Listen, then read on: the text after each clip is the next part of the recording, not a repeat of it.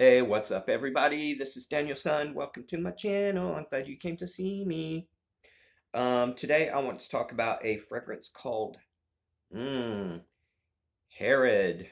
This is Eau de Parfum by Parfums de Marly.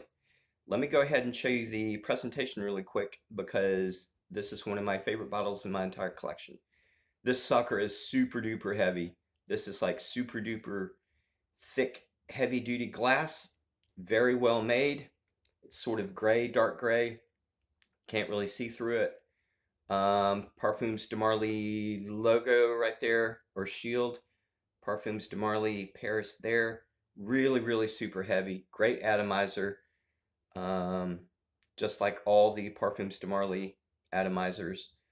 Um, really good distribution. Very heavy.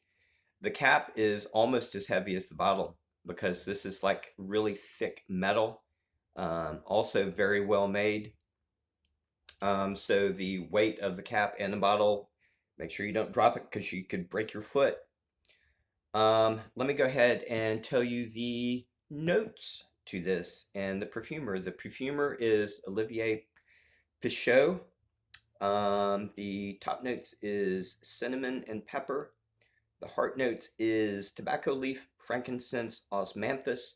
Osmanthus is a floral that sometimes smells a little bit fruity like apricot. Cypriol oil, which is earthy, pungent. Base notes is labdanum or rock rose, which is a bush. This bush secretes a substance, a very thick substance that has a resinous quality to it. Also in the base, vanilla, atlas cedar, and musk. Now, let me go ahead and tell you what this smells like. This smells good. I like this. It's a little bit sweet, but this is a tobacco leaf dominant fragrance. That's the first thing that I have to say about this. This is very tobacco leaf dominant all the way through the life of the fragrance. In the opening, I get a really natural, beautiful, organic tobacco leaf. I do pick up on the spices, the cinnamon and pepper, but they are very light. But the resins are very heavy. I do get a touch of incense also. In the mid, the osmanthus comes in and gives it a little bit more of a sweetness and a little bit more floral. It actually, I get a powdery vibe from this, and I think it's come from the osmanthus. And I'm glad that there is just a really light powderiness to this fragrance, and I'll tell you why in a minute. In the dry down, the vanilla comes out. I don't really get any musk, or not that much, but the vanilla comes out in the dry down in this, and it's really, really super nice. The powderiness, I'm glad there is a powderiness to this because if it wasn't for that powderiness, I think this would lean real masculine, but that powderiness keeps it more suitable for everybody. It makes it more unisex, I think. Even though it's still very, it does keep leaning masculine, but it makes it a little bit more unisex. And I think that would be more pleasing to females also. I think a female could wear this very well. But this is very mature, very elegant, sophisticated. I wear any fragrance, I don't care what it is, anytime I want to, for anything, anytime. I wear this sometimes to work, sometimes on my day off out in the yard.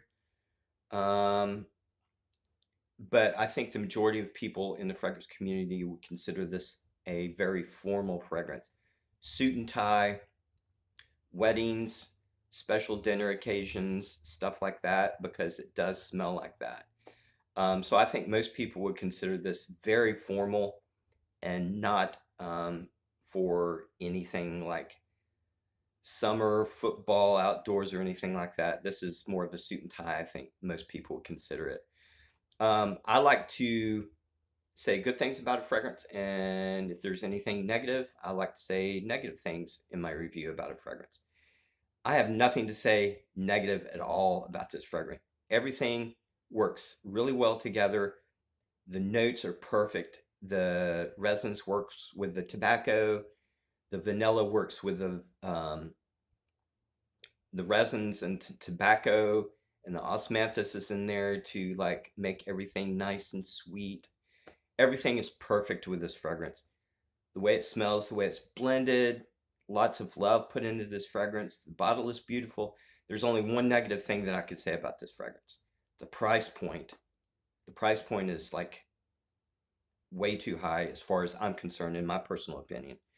Retail, this 4.2 is going for $310. The smaller 2.5 ounce is going for $215. That's pretty hefty price, even for a beautiful tobacco dominant fragrance from really good house. That's still just, I don't know, just too high for me. Especially when there's alternatives out there for the fraction of the cost. I went to Fragrance Net last night to see how much it was on Fragrance Net with the discount. And even with the discount, this 4.2 ounce or 125 mil is going for $200, and the 2.5 is going for $150. So even with Fragrance Net and the discount, it's still just like really ridiculously high as far as I'm concerned. Now, don't get me wrong, the quality is like top notch. Everything is so natural and blended really well. But in my personal opinion, I think I paid 220 for this about a year and a half ago. I would not pay that again because there is alternatives to this. And I actually have one right here that I wanted to talk about. A lot of y'all in the fragrance community know what this is. This is called Insurrection Wild by Reyane Tradition. This is actually from a French house also. This is very tobacco dominant. It had some vanillas in the dry down. It has a little bit of honey in the mid. It is a little bit resinous.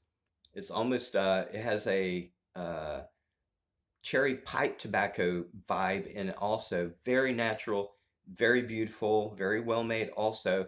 It doesn't smell exactly like Herod, but it's close. And the quality is like almost up there with Herod also.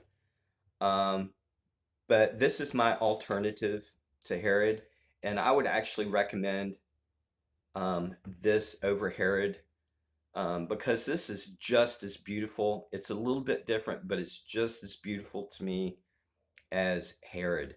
And I think it's more versatile also than Herod just because of the way it's blended and the honey in there and the other stuff in there. It just makes it a little bit more versatile also.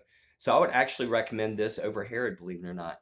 This is a 3.0 and this is going for 20 bucks, a fraction. I mean, a really minute fraction of what Herod cost. But actually, a lot of times I prefer wearing this over Herod, which is like 100 times more expensive. But this is my recommendation over Herod, unless you just want to pay out the butt for Herod. I would get this, to tell you the truth. I'll put a link to the description in the description on where you can get Herod, and I'll put a link in the description on where you can get this also. But I would actually recommend this over Herod, to tell you the truth. But this is awesome. I love it, and an awesome fragrance. I don't have anything negative at all. I just have praise to say about this, except for the price point. It's just way too high. But that is it for my review, and I hope y'all got something from it. And I will be back with something else later. See ya. Bye.